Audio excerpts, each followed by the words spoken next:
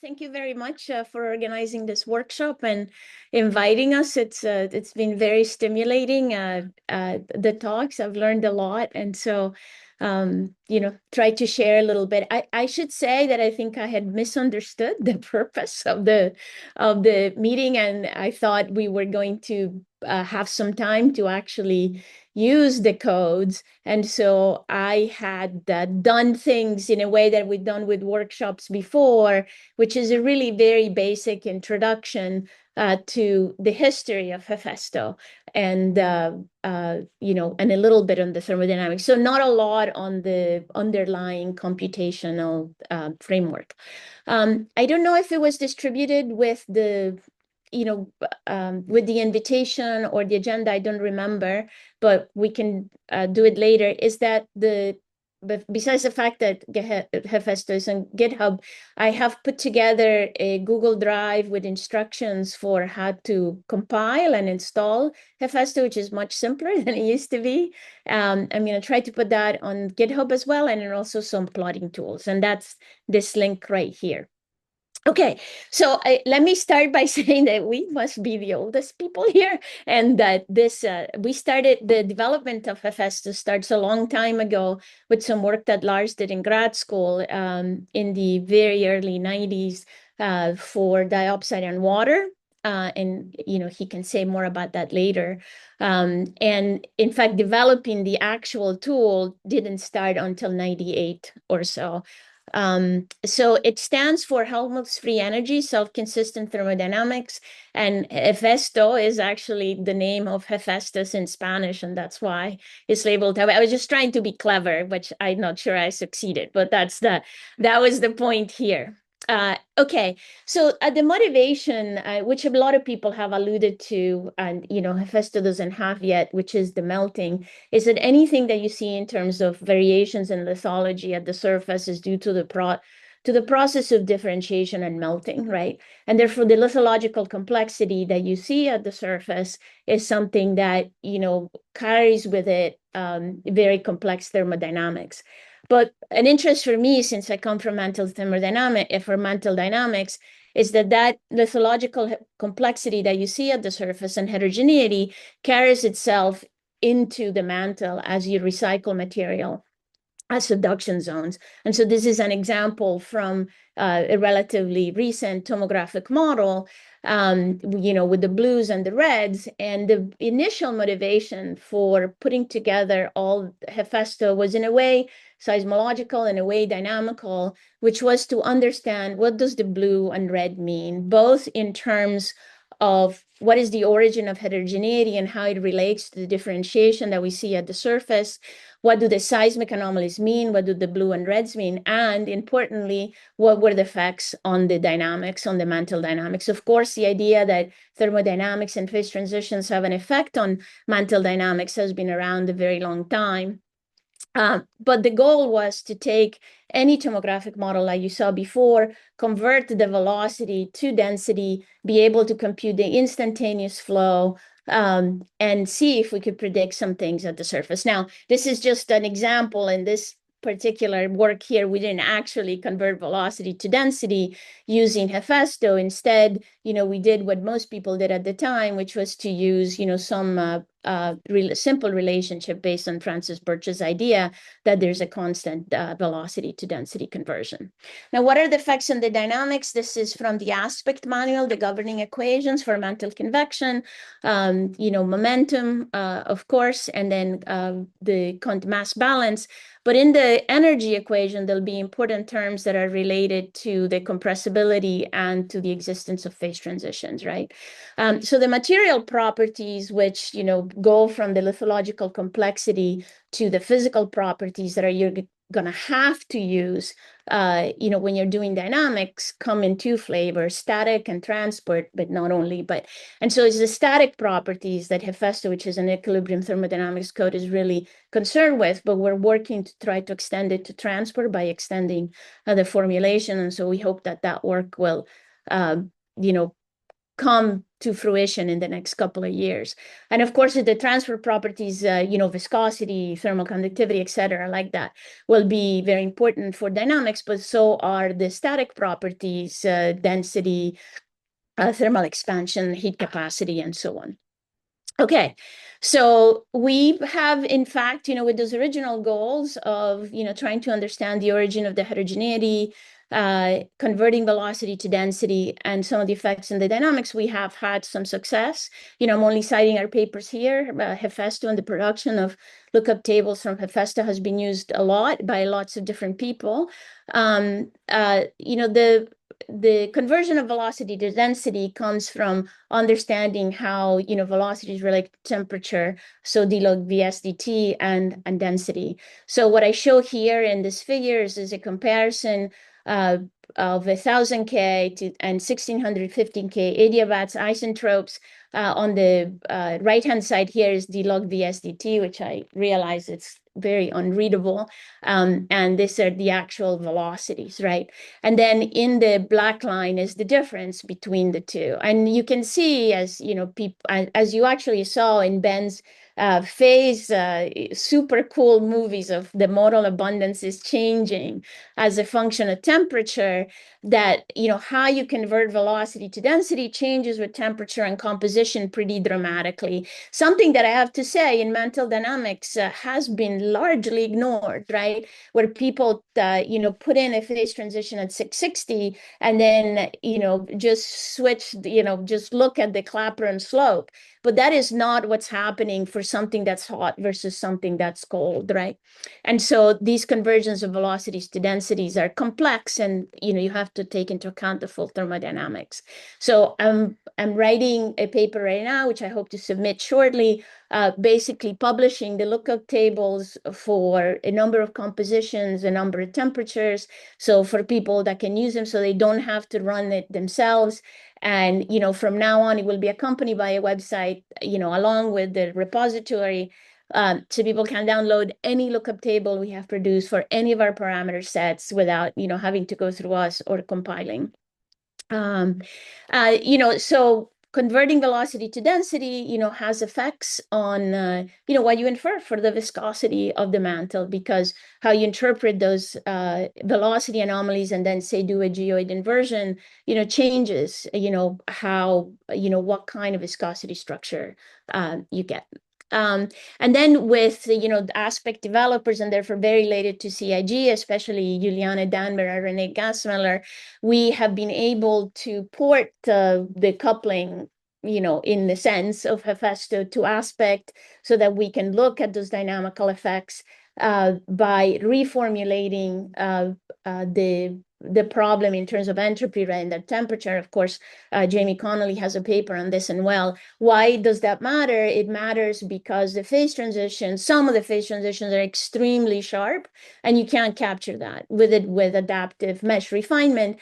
And the other thing is that if you do it just in terms of temperature, you get oscillations in the heat capacity and pressure. And in the entropy space, you just don't have that problem.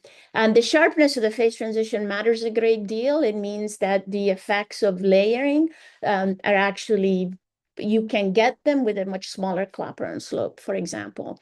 And then, of course, there's the impact on thermal evolution of having different phase assemblages, which, again, with René and Juliane and one of their students, Ranpeng Li, we've been looking at recently. There's the aspect of planet building, which Bob Myhill talked about. This is not, I am not sure that it is in the HipCop repository. Lars can say more about that.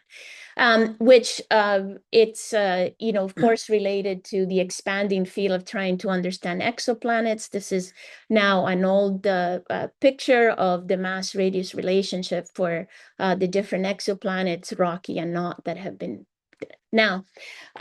Okay, so what makes it difficult is that it's the heterogeneous equilibria, all those rocks with all their differentiation, as you see here.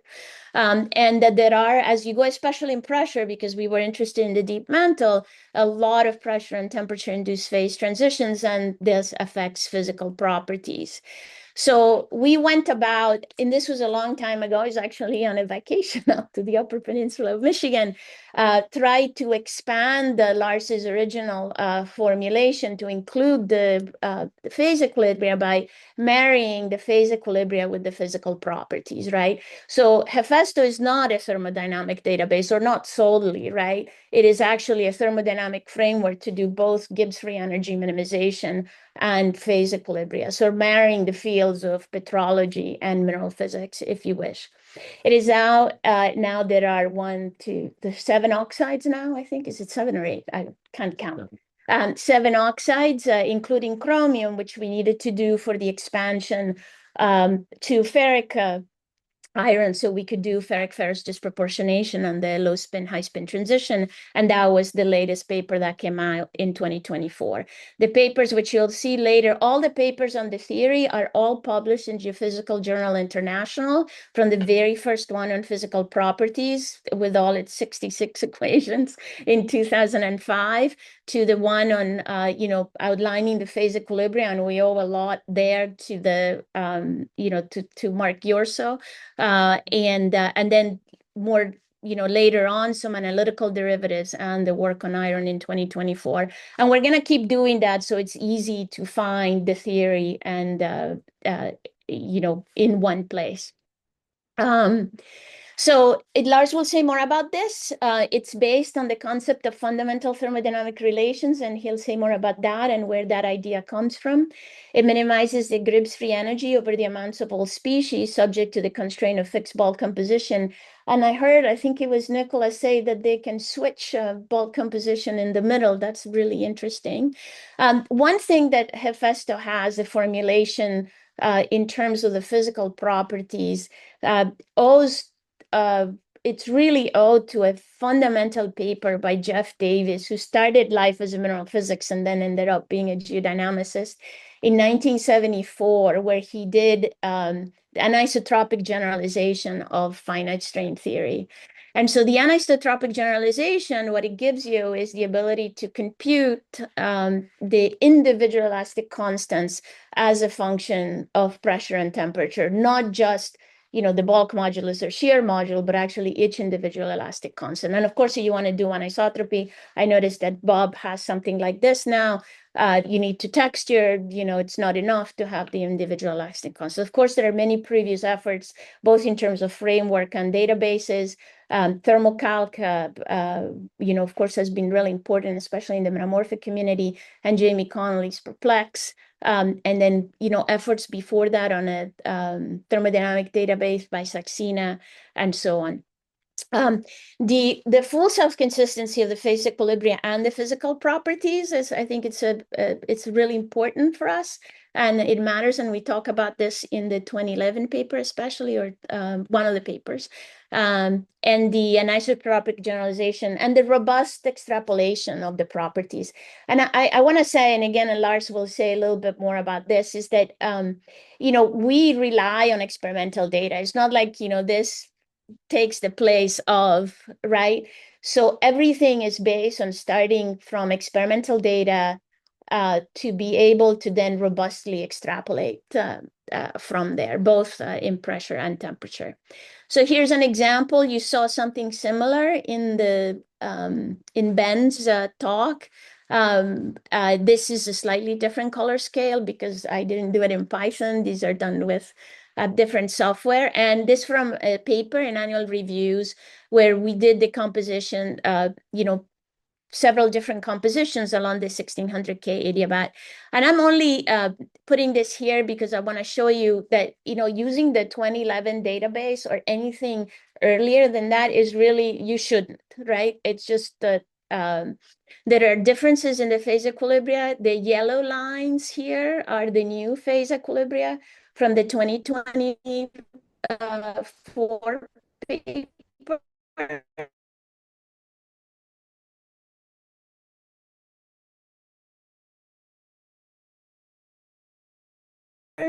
Uh, compared to the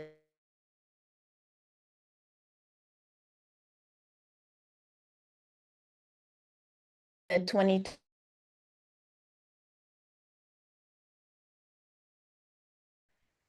uh, which he also when we also did some tutorials of HeFESTo.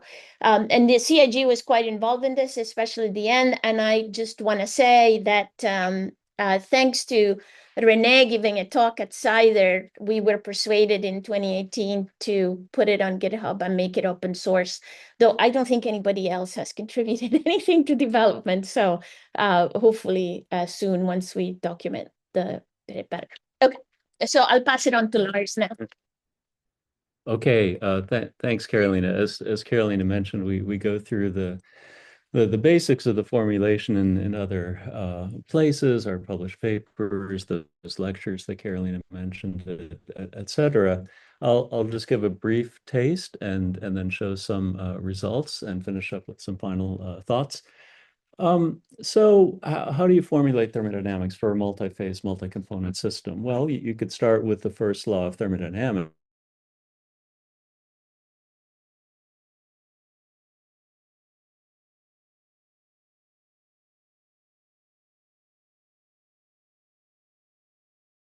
With pressure.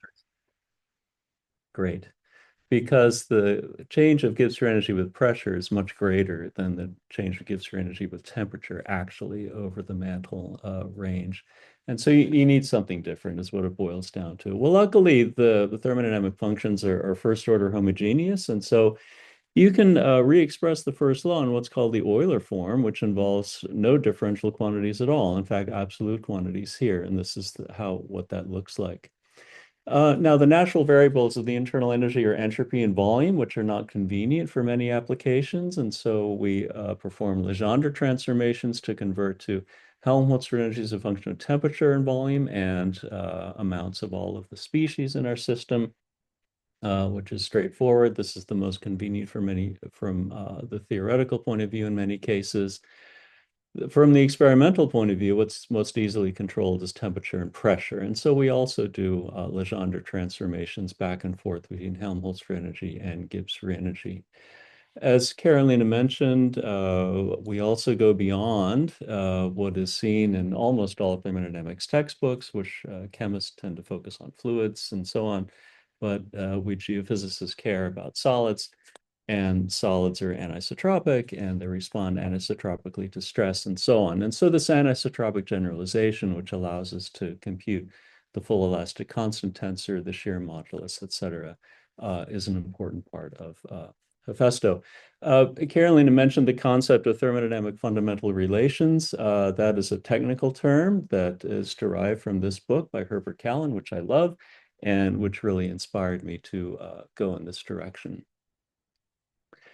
So the one part of HeFESTo is a formulation for the Helmholtz free energy of a given n member as a function of volume or strain in general and temperature. And well, this would be a phase as a function of its composition as well.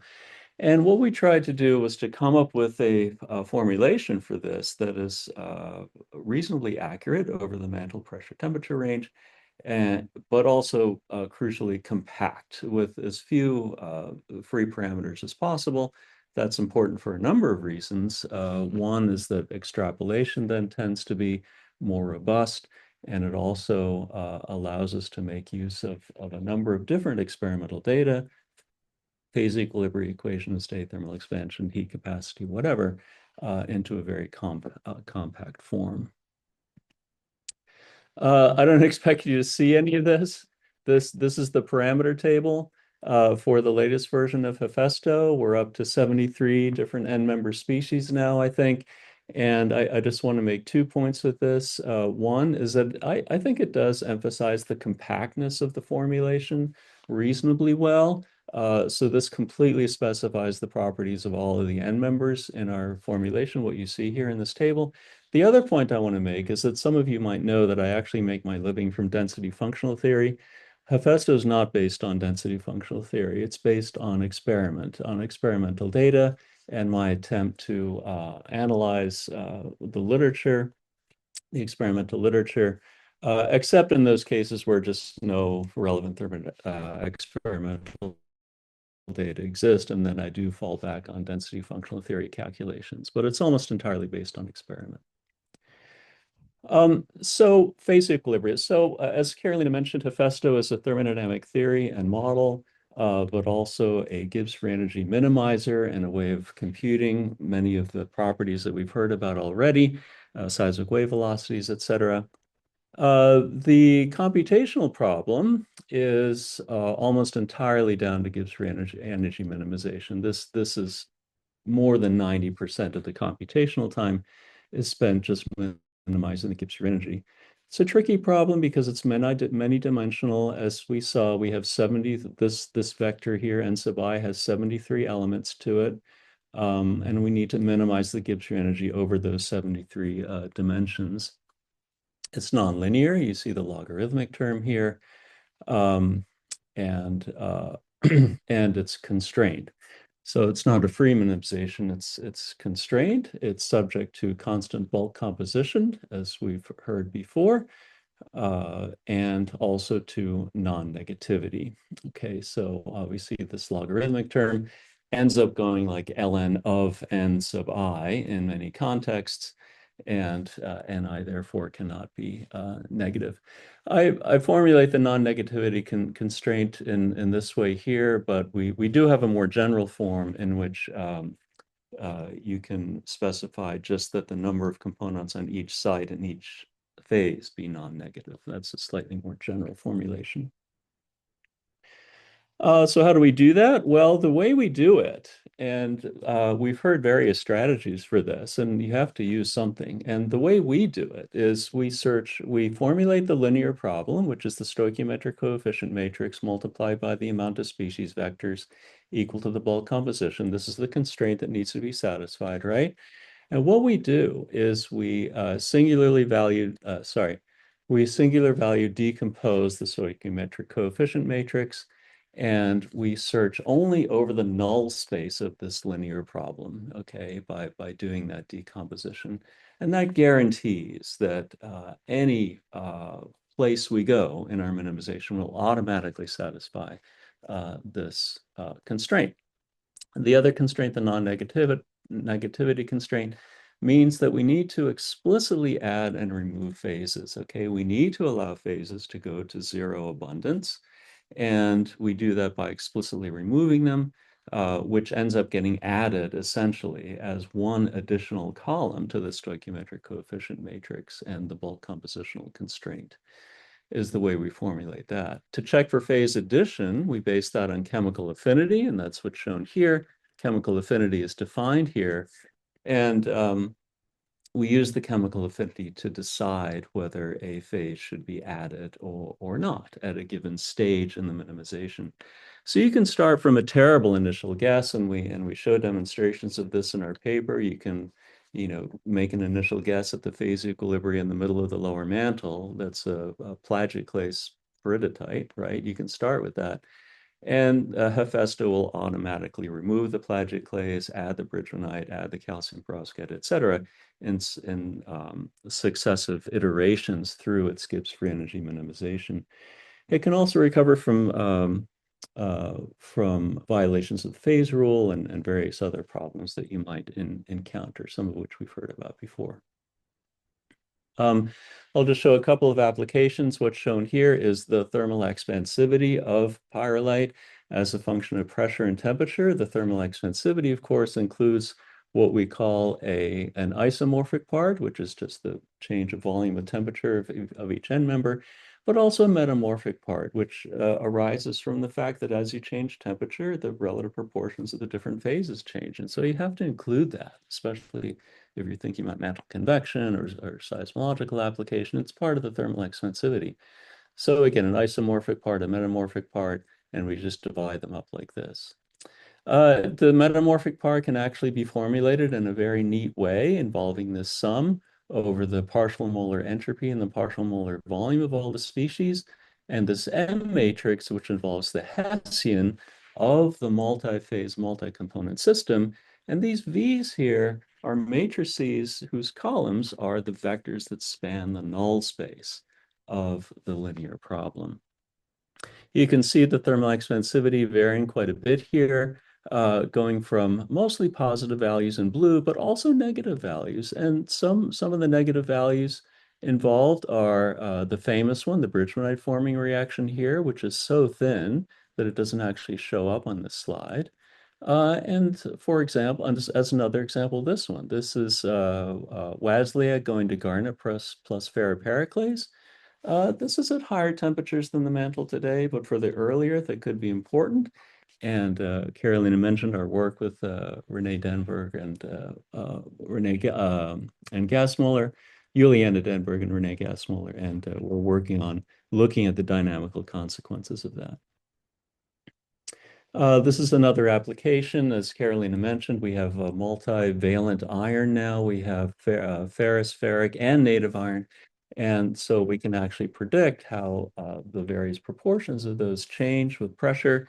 The valence state disproportionation of iron comes out of our calculations. This is pyrrolite along a 1600 Kelvin adiabat.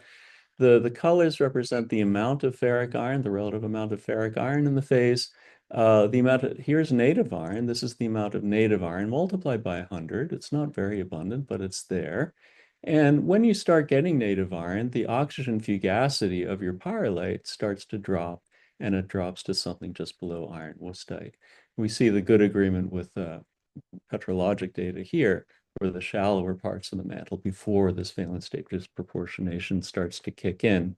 We also have the high spin to low spin transition, which ends up being much more broad and much more spread out than many previous studies had suggested.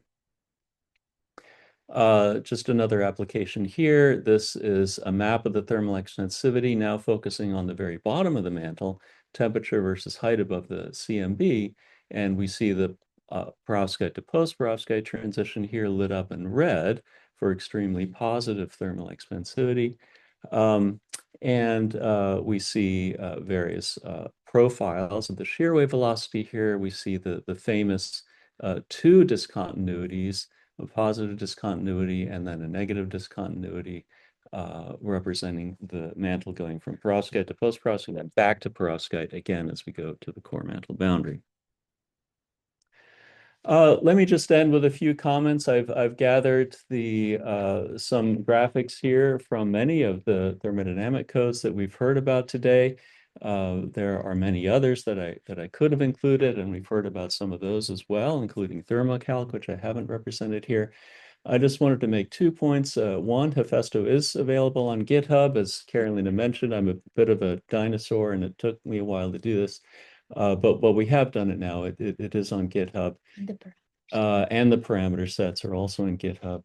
And Carolina also shared the link to installation instructions that we have found useful in the various workshops that we have run in the past. HeFESTo is in Fortran, so in principle, it should be relatively easy to install.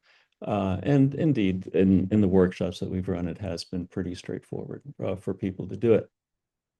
The other point I wanted to make is Perplex. Perplex has been mentioned many times, and Perplex is a code that Jamie Connolly wrote some time ago and continued to develop. And I'm very grateful to him for having included our HeFESTo theory and parameter sets in various versions of Perplex that has made HeFESTo more accessible to a wider range of people. And I understand others are trying to incorporate some of our model and parameter sets into their codes as well, for which I'm also grateful. And I think I will end there. Thank you.